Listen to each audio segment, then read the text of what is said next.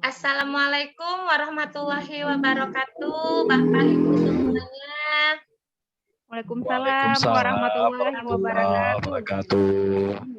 Iya, selamat pagi Bapak Ibu. Bagaimana kabarnya pada hari ini? Alhamdulillah, luar biasa. Baik, Bu. Ya, tetap semangat. Semangat. Ya, tetap semangat, harus semangat ya. Oke, kita mulai pelatihan kita pada hari ini. Semuanya masih semangat, masih sehat. Saya harap kita masih terus semangat sampai akhir pelatihan kita ya Bapak Ibu. Oke, ini Bu Fira sudah hadir, Bu Noisen, Pak Ferry. Oke, baik. Sudah hadir semua pesertanya. Siapa pembawa acara pada hari ini? Bapak Ferry. Saya, Bu. Saya, Bu. Pak Ferry ya. Oke, Pak Ferry, bisa dimulai pelatihannya, Pak. Ya, Bu. Bismillahirrahmanirrahim. Assalamualaikum warahmatullahi wabarakatuh. Waalaikumsalam warahmatullahi wabarakatuh. Alhamdulillah, pada hari ini kita akan melanjutkan pelatihan yang akan disampaikan oleh Ibu Rika. Namun sebelum itu semua, ada baiknya kita berdoa dulu. Bismillahirrahmanirrahim. Alhamdulillahirabbil alamin. Wassalatu wassalamu ala asrofil anbiya'i wal mursalin wa ala alihi washabbihi ajmain. Ya Allah, ya Tuhan kami, berikanlah kami kesehatan, berikanlah kami kekuatan, berikanlah kami jalan-jalan-Mu ya Allah. Ya Allah, ya Tuhan kami, berikanlah kami kelancaran dalam melaksanakan tugas-tugas kami ya Allah, demi mendidik anak bangsa ya Allah. Ya Allah, kabulkanlah doa kami. Amin. Amin ya rabbal alamin. Kemudian kita akan lanjutkan ke acara selanjutnya, Speaking Free Memory, dan akan saya serahkan langsung kepada Ibu Rika. Kepada Ibu Rika kami persilahkan. Ya, baik Pak Ferry, terima kasih sudah membuka dan membacakan doa. Selanjutnya kita masuk kepada pembahasan kita pada hari ini ya, Bapak Ibu. Hari ini kita akan membahas tentang alur tujuan pembelajaran. Sebentar ya.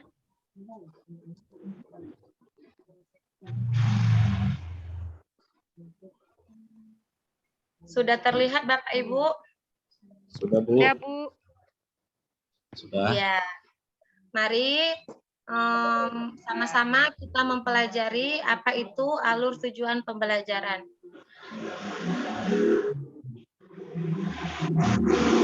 Kita mempelajari apa itu alur tujuan pembelajaran, kita harus tahu apa itu tujuan pembelajaran. Tujuan pembelajaran atau TP merupakan deskripsi pencapaian 3 aspek kompetensi, yakni pengetahuan, keterampilan, dan sikap yang diperoleh oleh siswa dalam satu atau lebih kegiatan pembelajaran. Disusun secara kronologis berdasarkan urutan pembelajaran dari waktu ke waktu yang menjadi persyaratan menuju capaian pembelajaran.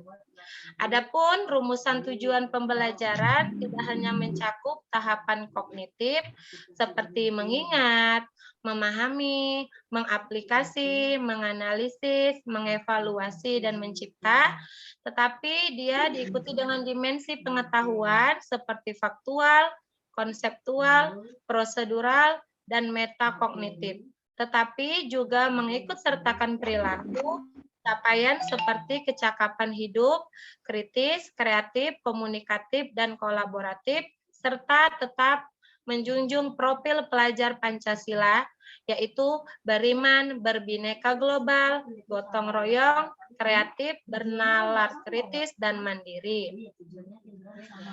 Jadi di sini adapun 3 aspek komponen tujuan pembelajaran adalah sebagai berikut. Yang pertama itu dalam menyusun tujuan pembelajaran itu kita harus tahu aspek kompetensi. Yang kedua konten dan yang ketiga itu variasi. Apa itu kompetensi, Bapak Ibu? Kompetensi itu adalah kemampuan yang dapat didemonstrasikan oleh siswa atau diaktualkan dalam bentuk produk atau kinerja. Ya, jadi dia kemampuan yang bisa ditunjukkan anak. Gitu. Konten itu apa, Pak? Konten itu adalah ilmu pengetahuan inti atau konsep utama yang perlu dipahami di akhir satu unit pembelajaran, atau intinya itu konten itu adalah materinya. Dan variasinya itu adalah sebuah keterampilan berpikir apa saja yang perlu dikuasai siswa untuk dapat mencapai tujuan pembelajaran. Bisa dalam singkat kata itu variasi ini hasil yang terlihat. Hasilnya ya, hasil dari tujuan itu.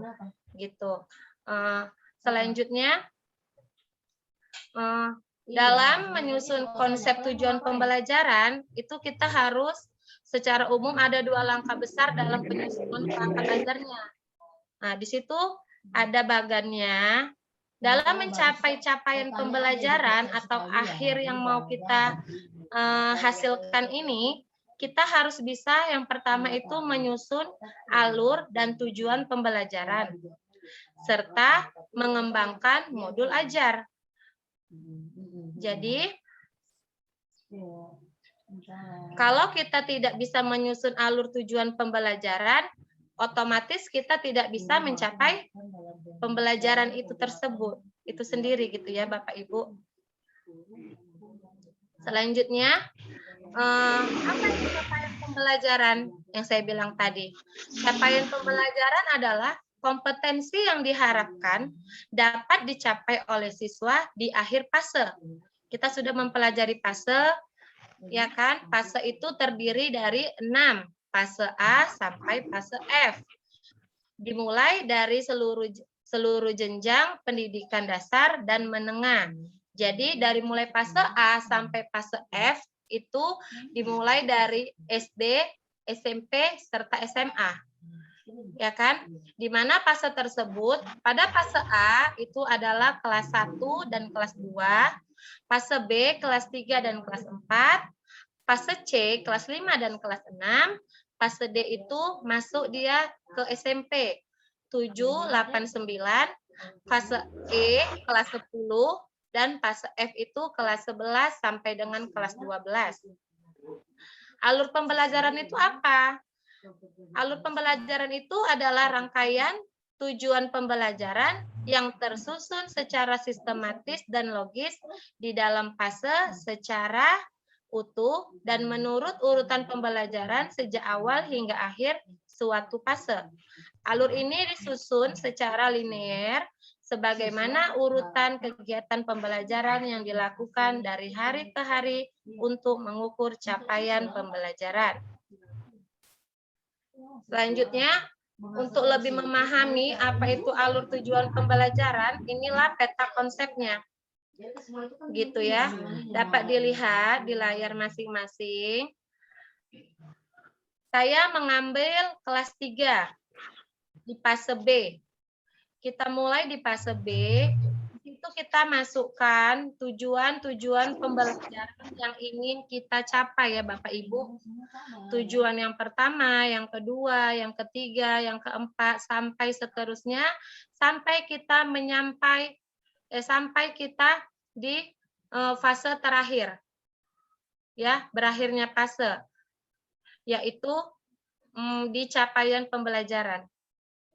Dalam menjalankan tujuan-tujuan tersebut, di tujuan-tujuan tersebut itu disitulah kita bisa lihat apa kompetensinya, apa kontennya, apa variasinya, sampai kita bisa melihat capaian pembelajaran kita berhasil atau tidak.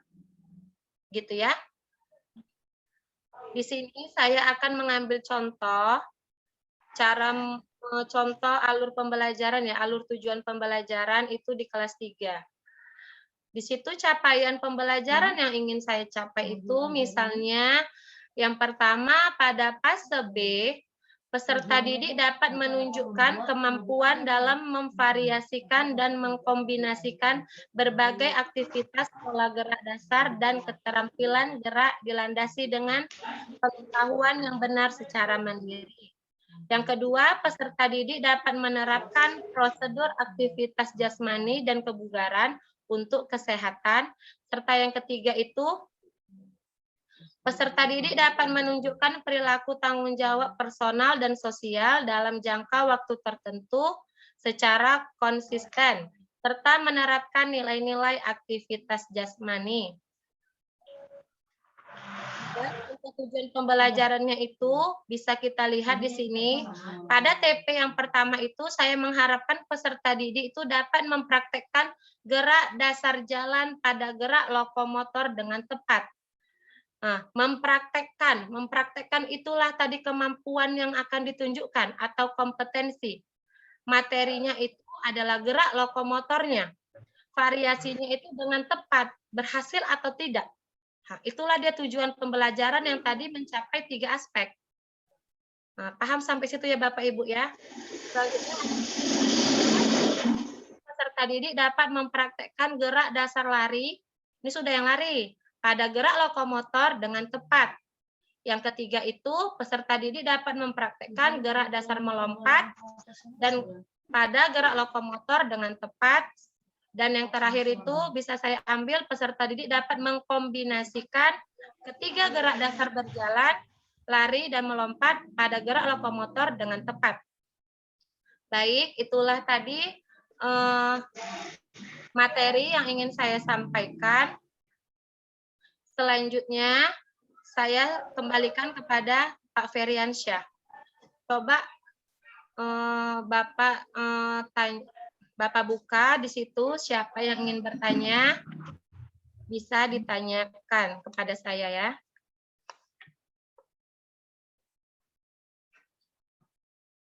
Ada yang ingin bertanya? Ada Bu. Saya Ya, Bu bertanya. Iya, tadi kan saya ada lihat setelah baca juga ya modulnya terkait dengan aspek dari alur tujuan pembelajaran ya. Tadi di situ ada apa tadi kompetensi ya, ada variasi, ya, ada konten juga gitu. Begini Bu Rika, kalau misalnya salah satu itu misalnya kita mau menghilangkan variasi nih dari dua aspek tersebut. Apakah kiranya alur tujuan pembelajaran itu dapat dapat tercapai istilahnya untuk capaian pembelajarannya. Nah, seperti itu, Bu Rika. Baik, sangat tidak bisa lah ya Bu Fira, karena pada aspek kompetensi tujuan pembelajaran itu yang tadi ada 3, itu memang saling berkaitan. Kompetensi, konten, dan variasi itu memang harus ada 3-tiganya pada tujuan pembelajaran itu. Jika tidak ada salah satu aspek, maka tidak sempurna tujuan pembelajaran itu, tidak jelas apa yang diinginkan. Gitu. Kalau hanya ada kemampuannya, tetapi tidak ada dalam materi apa, kita juga tidak tahu apa yang mau dicapai. Jadi ketiga aspek itu, kompetensi, konten, dan variasi tidak bisa dihilangkan salah satu. Dia berkaitan, harus ada ketiganya. Gitu. Bagaimana Bu Fira, sudah paham? Paham Bu. Ya, baik. Selanjutnya, ada lagi yang ingin bertanya? Pak Feriansa, ada yang ingin ditanyakan Pak? Saya tidak ada, Bu. Saya tidak ada. Mungkin Bu. Pas ya. Oke, kalau tidak ada, saya ingin memberikan pertanyaan, tapi masing-masing pertanyaannya berbeda ya, setiap peserta pelatihan ini. Coba siapkan masing-masing kertas dan alat tulis. Saya akan berikan masing-masing pertanyaan kepada kalian. Sudah siap alat tulisnya, Bapak Ibu? Sudah Bu. Sudah Bu. Oke, untuk Bu Fira, tolong dicatat pertanyaannya. Dari yang sudah saya paparkan, apa menurut pendapat Ibu tentang alur pembelajaran? Apa yang Ibu ketahui tentang alur pembelajaran? Oke, baik Bu. Jadi, sebenarnya saya ingin bertanya kepada Ibu. Pertanyaannya, apa fungsi dari alur pembelajaran? Dan kepada Pak Feriansyah, Ya, Bu. pertanyaannya, kira-kira apa yang harus Bapak perhatikan dalam mengembangkan alur pembelajaran dan tujuan pembelajaran? Waktunya saya berikan 5 menit ya untuk menjawab, karena waktu kita tinggal 5 menit lagi nih. Baik, Bu. Saya berikan waktu 2 menit. Karena kita Berapa menit, harus Bu? habis. Karena kita harus habis ini. 4 menit lagi nih harus habis. Baik, Bu.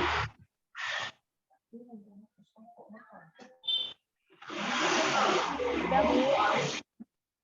Sudah? Sudah Bu. Oke. Bu Fira, apa itu alur pembelajaran menurut Bu Fira? Menurut saya alur pembelajaran itu, suara saya jelas ya Bu ya? Jelas Bu Fira. Nah, alur pembelajaran itu atau disingkat menjadi AP ya, adalah rangkaian tujuan pembelajaran yang tersusun secara sistematis dan logis. Nah, di dalam fase secara utuh dan menurut urutan pembelajaran sejak awal hingga akhir suatu fase. Nah, kemudian alur pembelajaran itu juga disusun secara linear, sebagaimana urutan kegiatan pembelajaran yang dilakukan dari hari ke hari untuk mengukur capaian pembelajaran itu sendiri. Selanjutnya Bu Noisen, apa itu fungsi dari AP, Bu?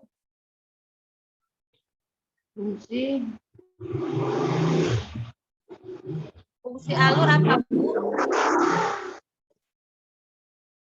Misalnya